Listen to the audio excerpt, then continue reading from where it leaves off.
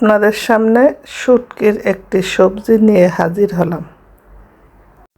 তরমুজ সকলেরই পছন্দ। তরমুজের লাল অংশটা খেয়ে সাদা অংশ ফেলে দেই। সেই সাদা অংশ আজকে আপনাদের শুটকি দিয়ে রান্না করে দেখাবো।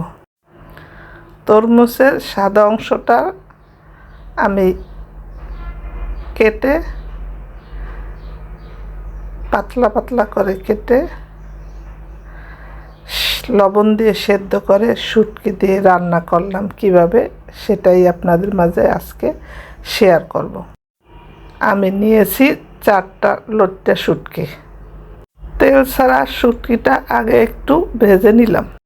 গরম পানি দিয়ে পরিষ্কার করে ধুয়ে গরম তেলে ভেজে নেব। গরম তেলে ভাজতে ভাজতে শুটকিগুলো একেবারে ছেড়ে দিবে, তখন বেশ খানিকটা পেঁয়াজ দিয়েছি। পেঁয়াজ রসুন একেবারে পেস্ট না করে একটু আস্ত আস্ত রেখে সেটাকে দিয়ে দিলাম।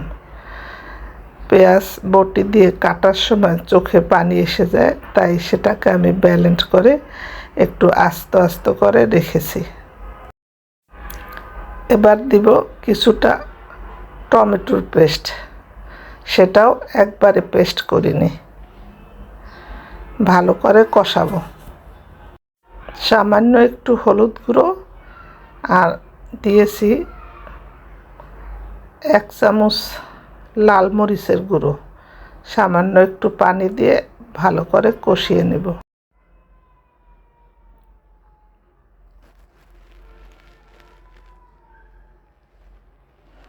অনেকটা সময় কষানোর পর তরমুজের সাদা অংশটা লবণ দিয়ে সেদ্ধ করে পানি ঝরিয়ে এবার কড়াইয়ের ভিতরে দিয়ে ভালো করে কষাবো।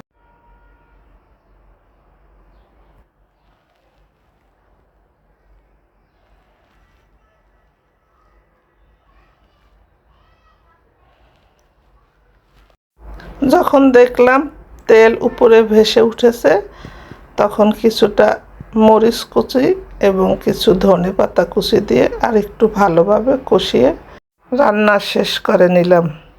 ভালো লাগলে একবার হলো বাসায় ট্রাই করে দেখবেন।